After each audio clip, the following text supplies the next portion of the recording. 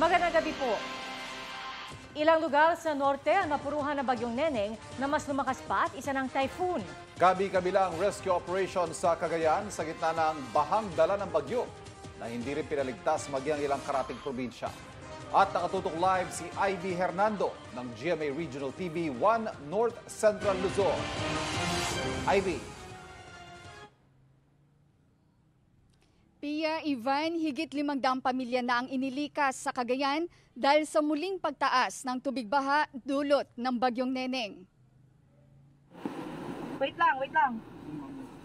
Sinuong ng mga rescuer ang abot hita na baha sa Santa Ana, Cagayan. Nasa 171 pamilya o mahigit 400 tao ang inilikas.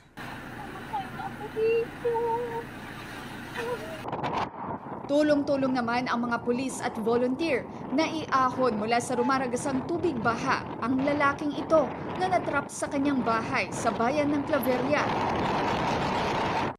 Hindi rin madaanan ng anumang uri ng sasakyan ang ilang bahagi ng National Highway ng Claveria. Sa Calayan, Cagayan, naglandfall ang bagyong Neneng bandang mag-aalas 4 ng madaling araw. Malakas na hangin at ulan ang bumayo roon. Sa Alakapan na nasa state of calamity na dahil sa bagyong Maymay, baha rin dahil sa tuloy-tuloy na ulan mula pa kagabi. Mismong si Mayor Harry Florida na ang naglibot kanina madaling araw kasama ang MDRRMC. Dito kasi sa bayan ng Alakapan is a catch basin ito, no? And we have two rivers dito connecting the Cagayan rivers. So yung Linao River, silted na to eh. That is why nananawagan tayo sana sa national government na bigyan ng pansin po ito. Maraming kalsadang mistulang ilog dahil sa baha. Nalubog at na-isolate din ang ilang barangay. Magpapakain po ako ng aking baboy kasi ho dyan sa gawi dyan sa isang barangay may piggery po ako. Hindi na ho makapasok ang sasakyan, aabutin na ho yung mga makina. Dahil sa dobleng dagok ng magkasunod na bagyo, panawagan ng alkalde.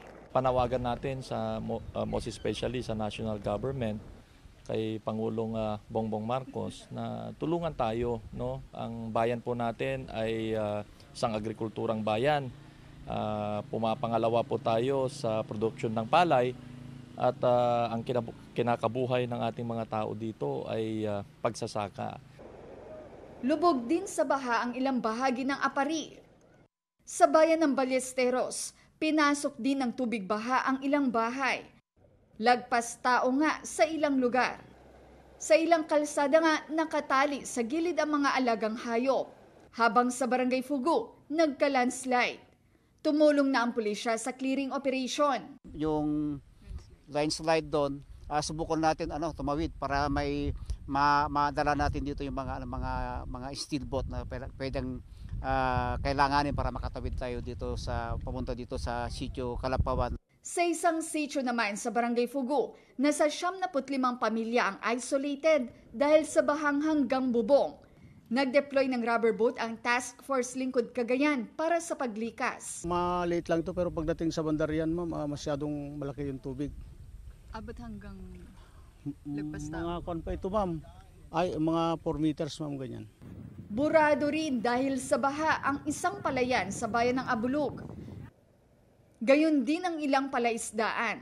Ayon sa PDRRMC, nasa 59 na barangay ang apektado ng baha, katumbas ng nasa 2,000 pamilya o 6,000 individual. Kagabi pala, mataas na ang tubig dito sa Maybugay. Nagkaroon na tayo ng flash floods dito sa Santa Ana. Gayon din itong Apari, nasabay sa high tide kaya hindi kaagad lumabas yung tubig ulan. Sa Abra, magdamag din na nakaranas ng ulan. Pinadapa ng bagyo ang ilang pananim. May mga humambalang ding naputol na sanga ng puno sa kalsada sa Pagudpud, Ilocos Norte. Sinira rin ng bagyo ang ilang tent sa paradahan ng tricycle. Umapaw na rin ang irigasyon sa bayan ng Bacara kaya ang ilang barangay binaha. Patuloy na binabantayan ang level ng Bislac River. Ayon sa mga residente, magdamag ang pagbuhos ng ulan kaya madaling tumaas ang level ng ilog. Naka-standby na ang rubber boat ng lokal na pamahalaan para sa evacuation kung kinakailangan. Ayon kay Pangulong Bongbong Marcos, nakaposisyon daw ang government assets para sa paghupa ng bagyo at pagtugon sa pangangailangan ng mga apektado. Parating na raw ang tulong sa mga taga-Norte.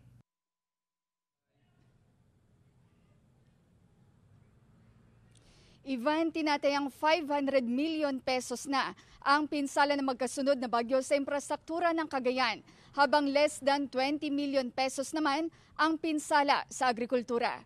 Iyan ang latest mula rito sa Alakapan, Cagayan. Balik sa inyo, Ivan. Ingat kayo dyan at maraming salamat, Ivy Hernando ng GMA Regional TV 1 North Central Luzon. Bate po sa 5 p.m. bulletin ng Pag-asa, nananatili ang lakas ng Typhoon Neneng, pero anumang oras ay posible makalabas na ng Philippine Area of Responsibility. May storm signals pa rin, signal number 2 sa Batanes, kanluran ng Babuyan Islands at hilagang kanluran ng Ilocos Norte. Signal number 1 naman sa kanluran ng Cagayan, Apayao, hilaga ng Abra, iba pang parte ng Ilocos Norte at hilaga ng Ilocos Sur. Huli na mataan ang bagyong Neneng, 210 kilometers west-northwest ng Calayan, Cagayan, kung saan ito naglandfall kanina madaling araw. Ayon sa Pag-asa, bukod sa bagyong Neneng na papalayo na, may bagong grupo ng mga ulap na namataan sa silangan ng Visayas. May tsansa umano itong maging low pressure area pero pwede pang magbago, kaya patuloy na babantayan. Sa ngayon, posible magpaulan pa rin ang bagyong Neneng at localized thunderstorms. Base sa rainfall forecast ng Metro Weather, bahagyang mababawasan ang pag-ulan sa Luzon bukas. Sa hapon at gabi, may tsansa ng ulan sa ilang bahagi ng Central at Southern Luzon. May pag-ulan din sa Negros at Panay Island, pati sa Zamboanga Peninsula sa umaga. Sa hapon, mas maraming lugar na ang uulanin sa Visayas at Mindanao. May malalakas na ulan kaya maging I am ready sa banta ng baha o pagguho ng lupa. Posible rin umulan sa Metro Manila bukas, lalo na sa hapon. Kabi-kabilang sunog po naganap sa Malabon at Quezon City. Naging pahirapan pa ang pagapula sa sunog sa Malabon dahil sa water interruption. Nakatutok si Jonathan Andal. Nagbayanihan na ang mga residente ng Barangay Tonsuya sa Malabon para maapula ang apoy na lumalamon sa mga bahay bandang alauna ng madaling araw. Ang ilan sumasalok sa sapa para ipambuhos sa nasusunog na bahay. May water interruption daw kaya nahirapan ang mga bumberong apulahin ang apoy. Maging ang mga fire hydrant wala ring tubig. Gawa pa naman sa light material sa mga bahay kaya mabilis na kumalat ang apoy. May water interruption yung may nilad. Kaya yung mga fire truck natin, doon pa sila nag-iigib sa Potrero at saka nabotas. Mga 3 kilometers ata, sir. Ang PWD na si Lydia Chong nasugatan sa balikat habang lumilikas. Nagising na lang daw siya na nagliliyab na ang kanilang bubungan. Habang tumatakbo po ako, nagkandadapa-dapa ako. Wala akong nakuha, ito lang po, buti na bitbit ko cellphone ko. Pasado alas 4 ng umaga nang ideklarang under control ang sunog. Hanggang first alarm naman ang inabot ng sunog sa Barangay Apolonio Samson sa Quezon City bandang alas 11:30 kagabi. Bahay ng mga informal settler ang tinupok. Bilis po kumalat kasi congested light materials po ang construction ng mga bahayan po. Nagtulong-tulong din ang mga residente para lagyan ng tubig ang nasa unahang fire truck dahil kinulang ang laman nito. Halos 2 oras din kasi ang inabot bago nakontrol ang sunog na sinasabing nagsimula sa bahay ni Telma Toscano. Parang may naamoy ako na sabi kong gano'n, parang kuryente. Umakyat ako kasi naiwan kong bukas yung TV tsaka yung aircon. Binuksan ko yung master's bedroom, yung kwarto. Sumalubong na sa akin, puro usok. Tapos parang meron ng apoy. Nasa 50 pamilya ang naapektuhan. Nasa covered court muna sila. Mayor, nananawagan po kami. Sana po matulungan nyo kami kasi totally wala po kaming na-save na gamit. 2 magkasunod na buwan nang nasusunugan ng Barangay Apolonio Samson kaya si Kapitana magpapadagdag daw ng fire hydrant dito. Kasi puro karamihan po na nandito ay puro light materials.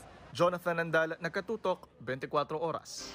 Sa mga na-curious po sa history dahil sa pinag-uusapang programang Maria Clara at Ibarra, alam niyo po ba na may free guided tour sa Fort Santiago sa Intramuros? Yan po ang tinutukan ni Von Aquino.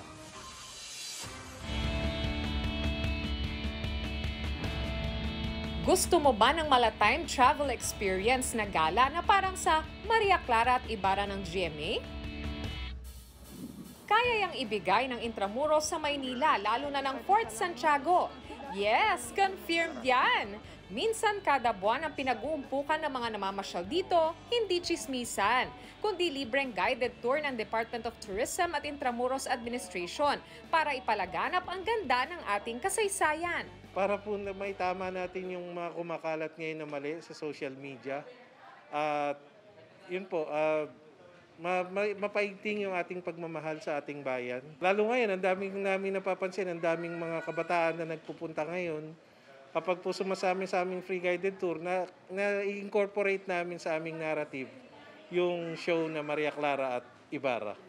Ikinukwento sa mga turista ang facts tungkol sa mga estruktura sa loob ng Intramuros, gaya ng pinakamatandang stone church sa Pilipinas, ang San Agustin Church. Alam nyo ba na isa ito sa 7 orihinal na simbahan sa loob ng Walled City? This one, ito na may scale model of the Manila Cathedral, the mother of all church here in the Philippines. Nariyan pa ang Manila Cathedral, iba't ibang universidad sa loob ng Intramuros, pati shrine ni Jose Rizal na itinayo bilang military barracks noong 1593. Diyan kinulong ang ating pambansang bayani. Narito na lang din tayo ay pasukin na natin itong dungeons na orihinal na ginawa bilang storage facility ng mga armas pero kalaunay naging kulungan noong World War II. Ilang beses na ako nakapunta dito sa Fort Santiago sa Intramuros pero ngayon lang ako naka-experience na may guided tour. Kaya naman mas na-appreciate ko yung kasaysayan na hindi basta-bastang mariresearch sa internet. Kaya maging mapanuri lagi sa pag-click, scroll at search. Madami po talaga akong natutunan. Very helpful. Absolutely fantastic. Really interesting. Napakasaya na makapagbahagi ng kasaysayan lalo na ngayon na napapanahon yung mga fake news, yung mga false information. O paano? Busugin natin ang ating mga mata sa ganda ng Fort Santiago at Intramuros, kasabay ng paghubog ng ating kamalayan bilang Pilipino. Von Aquino, Nakatutok, 24 Oras. Umatikabong rivalry sa pamilya at negosyo. Ilan lang yan sa dapat abangan sa nalalapit na tunggalian sa Manupol Legacy The Flower Sisters. Yan ang chika ni Katatibayan. I am the pillar of strength of my family. Tunggalian sa negosyo, pagsubok sa buhay, at kompetisyon sa isa't isa, ilan lang yan sa mga atake ng inaabangang Manupol Legacy The Flower Sisters. Glamorosang rumampa ang main cast na sina Aiko Melendez as Lily, Thea Tolentino as Dahlia, Angel Guardian as Iris, at Beauty Gonzalez as Violet. Heto't may patikim pa ng tapatan. I am the CEO and the owner of the building. Nakikishare ka lang para magkaroon ng sarili mong opisina. Pasensya na po kayo. Mas importante lang po talaga ang nanay ko. Wala akong pake. I'll do whatever I want. What's so funny? What? She's so pangit. Oh, why are you laughing? I'm just telling the truth. Kung fierce sa tila walang inaatrasan ng cast sa set, off-cam, very close daw sila. Yung samahan talaga namin, sobrang saya. You know, it's always nice to report on the set that yung rapport mo with your co-actors is such a fun set. Tawa lang kami ng tawa. First time ko silang makatrabaho, lalo na si Ate Aiko. Akala ko dati, nakikita ko siya sa Prima Donnas eh. Di ba? Ang taray-taray. Tapos, nung sa taping na, ay, ang bait. Gulat na gulat ako. Siyempre naman po, kilala natin sila na napakagaling na actress, di ba? Pero excited din po ako matuto. Makakasama rin ang Chua sisters ang real-life couple na sina Paul Salas at Mikey Quintos. Tiyak din daw nakapupulutan ng aral ang Manupol Legacy The Flower Sisters. It really shows na gaano tayo kalakas mga babae, na kahit anong mangyari, kakayanin natin ang buhay. And you know, sisters and family is also important. Katatibayan, updated sa showbiz happenings.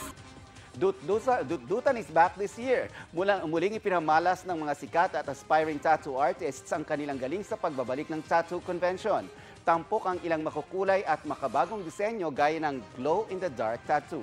Silipin yan sa aking report. Posh, minimalist, at world-class.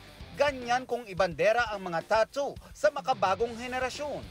Kaya naman sa pagbabalik ng 2-decade-old Pinoy Tattoo Festival na dut-dutan, kahit sino, welcome sa skin art. Dahil sariling balat ang canvas, hindi ka raw basta pwedeng umatras. Kailangan po 100%, kaka 100 na pag-iisip yung papatato para hindi magsisi.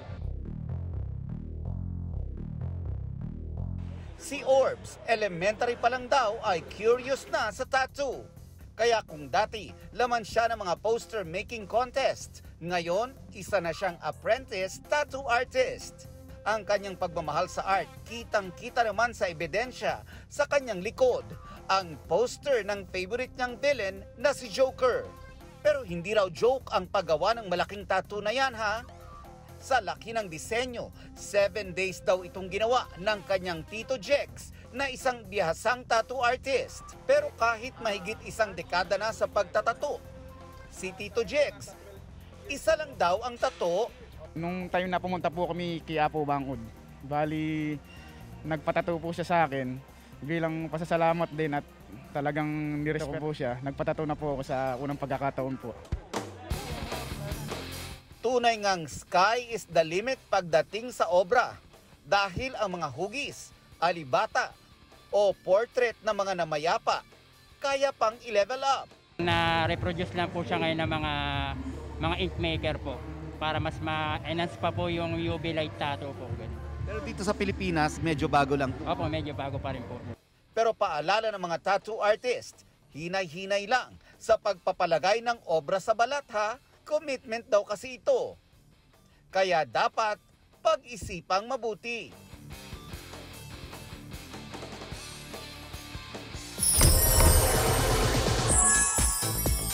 Journey at love story ni na Julian San Jose at Raver Cruz ang tampok sa upcoming Juliverse concert sa November. Excited na nga raw si Raver na i-share ang kilig sa kanilang kwento. Yan ang chika ni Katati Bayan. Pag iniisip ko, kinikilig ako. Hindi maitago ni Raver Cruz ang saya at kilig tuwing napag-uusapan ang kanyang girlfriend na si Asia's Limitless star Julian San Jose.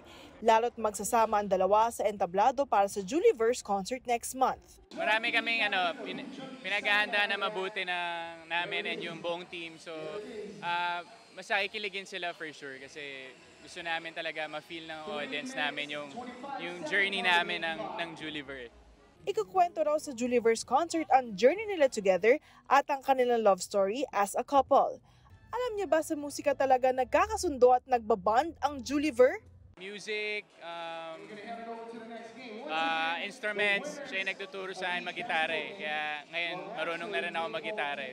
Dagdag kilig daw sa Juliverse concert ang special guest din na Team Dimple o ang Mavlin na sina Mavi Legaspi at Kailin Alcantara.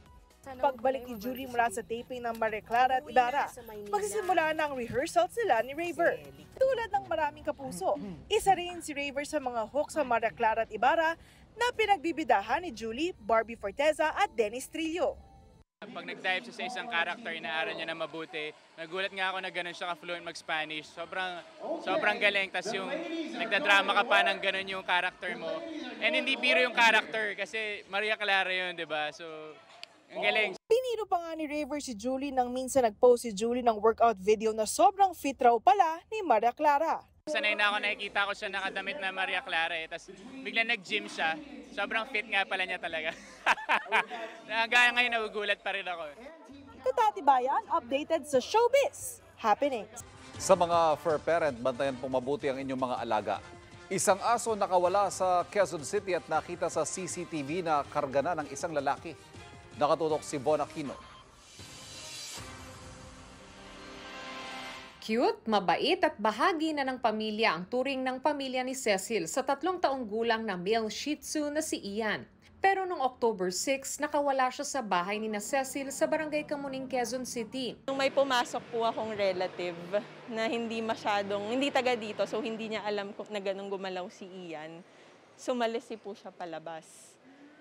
Tapos yung wala pa nga po yung ate ko dito, so walang nakapansin na nakalabas po yung aso. Tapos kayo po nasa work? Ako po nasa work po ako. Mga 3 hours na po bago na-realize na nakalabas na po siya. Hinanap daw nila agad ang alaga at nagkabit ng mga missing posters ni Ian. It's like missing a family member talaga na hindi mo alam saan napunta. So every day na wala, hahanap-hanapin mo talaga. Pumunta rin sila sa mga kalapit na barangay at nag-post sa social media para mahanap si Ian. Nang tignan nila ang CCTV ng Barangay Kamuning, dito na nila nakita ang nakapulot kay Ian. Sa kuha na ito ng CCTV, makikitang karga si Ian ng lalaking nakasombrerong may kasamang babaeng nakapayong sa Kiefer Street. Sunod naman silang makikita na sumakay ng jeep sa Shanghai Street. Panawagan niya sa nakapulot kay Ian. Ako, gusto ko lang po talaga at the end of the day, makuha lang po talaga si Ian. Kung if we have to pay, for example, nabenta na or kung kailangan namin magbigay ng reward, ako po personally, ako yung willing talaga. Kahit hindi niya na po i-identify yung sarili niya, kahit mag-message lang po siya kung paano ko po makukuha yung dog. Umaasa pa rin daw siya na sa kabila ng ilang araw ng pagkawala ni Ian, mahanap pa rin siya ng kanyang mga fur moms na tunay na nagmamahal sa kanya. Von Aquino, Nakatutok, 24 Oras. Pinag-aaralan na raw ng World Health Organization kung dapat na bang ibaba ang status ng COVID-19 bilang isang global health emergency. Handa naman kaya para rito ang Pilipinas. Nakatutok si Dano Tingkungko. Sa ika-13 pulong ng IHR Emergency Committee on COVID-19 Pandemic, sinabi ni WHO Director General Dr. Tedros Adhanom Ghebreyesus na nasa magandang posisyon ngayon ng WHO para tapusin ang global health emergency status ng COVID-19. Yan ay matapos maitala ang pinakamababang bilang ng weekly deaths nitong pandemic at 2/3 vaccination rate ng populasyon ng daigdig. We have all the tools we need to end the emergency in every country, but the pandemic is not over. And there is much more work to be done. Pero may mga hamon pa rin daw gaya ng malaking agwat sa vaccination rate at kakayahan ng mga bansang maglatag ng hakbang para kontrolin ang pagkalat ng COVID, lalo na ang banta ng mga posibleng variant na lumabas. Hindi pa malinaw sa mga susunod na araw kung global public health emergency pa rin ang COVID-19. Pero ayon kay infectious diseases expert Dr. Ron Jean Solante, handa ang Pilipinas sa usapin ng bakunahan at healthcare capacity para makontrol at matugunan ang COVID. We're already prepared for that, no? And that's basically driven by the fact that we have all the armamentarium to control the pandemic, the vaccines, the antivirals, the healthcare capacity and capabilities of the management of the cases, no? Pero ayon kina Dr. Solante at infectious diseases expert Dr. Benjamin Ko, kailangan panatilihin pa rin ang mga protocol para hindi malunod ang mga healthcare facility kung muling sumipa ang mga kaso. If the government will decide to lift the state of emergency, then it's important that vaccination program will continue. Healthcare facility should continue to improve in terms of capacity in the event that there will be increase in the cases. And then number 3, there should be available treatment for those vulnerable population. So kumbaga, it's manageable, no? Hindi na tayo nagla-lockdown. There is a reduction in surveillance because many of them feel that they don't need to get tested. And then that low rate of testing and of course sequencing pertains to PCR. You will notice also that the number of tests done daily using RT-PCR has declined significantly. Lalo raw itong mahalaga ngayong may lumitaw ng XXB subvariant sa ibang bansa tulad ng Singapore at Bangladesh. Naunang sinabi ng WHO na wala pang senyales na may XXB subvariant sa bansa. Pero sabi ni Dr. Solante sa DZBB, hindi raw malayo ang posibilidad na meron na niyan dito. Kaya mahalaga pa rin daw ang iba yung pag-iingat. Ayon kay Dr. Ko, gumagana pa rin naman daw ang mga kasalukuyang antiviral treatment lalo sa mga subvariant ng Omicron. Pero kailangan pa rin panatilihin ang health protocols lalo't kahit mild ang sintomas nito sa mga bakunado, mas mahirap itong i-manage sa mga nakaka-develop ng severe COVID. There are a lot of escape mutations in these variants, which makes treatment to them with the monoclonal antibodies more difficult. However, the antiviral therapy supposedly still works among these patients. Dano Tingkungko, Nakatutok, 24 Oras. Ang tatak bacolod na putahing manok ay nalasap na rin. Ang sarap sa buong mundo. Talaga namang namitgid ang nakakatakam na tamis-anghang ng chicken inasal. Kaya hindi po katakatakang sa listahan ng 50 best chicken dishes in the world na inilabas ng International Food Database na Taste Atlas, Pang-5, ang ating chicken inasal. Partner. Partner lang yan ng sawsawang toyo at kalamansi. Aba, talaga namang nakakagutom. Na-excite ako Yan, pinartneran ko tuloy. Dagdag linamnam din ang hatid ng ipinapahid dyan na chicken oil. Yan yung nagdadala Kaya kapag inihain kasamang mainit-init pang kanin, tiyak na uulit-ulitin mong sarap. Sobrang sarap niya. Ma-juicy, alam mo yun? Masarap yung luto ng mga Pilipino at nakaka-proud yun. Yan yung tipong kailangan mo extra rice. Oo nga Kulang Andy ang rice. isa. Andy rice. Oo. At yan po ang mga balitang ating tinutukan ngayong weekend. Mga kapuso, 70 araw na lang. Pasko na. Mula sa tahanan ng katotohanan, ako po si Pia Arcangel. Ako po si Ivan Mayrina. Ito ang GMA. Walang kinikilingan, walang pinoprotektahan. Walang kasinungalingan. Serbisyong totoo lamang. At dahil di natutulog ang balita, nakatutok kami 24 oras. Magandang balita mga kapuso. Kahit ano pa man ang oras, mapapanood ang 24 Oras Weekend at iba pang newscast sa youtube.com/GMA News. I-click lamang ang subscribe button. Sa mga kapuso abroad, maaari po kaming masubaybayan sa GMA Pinoy TV at www.gmanews.tv.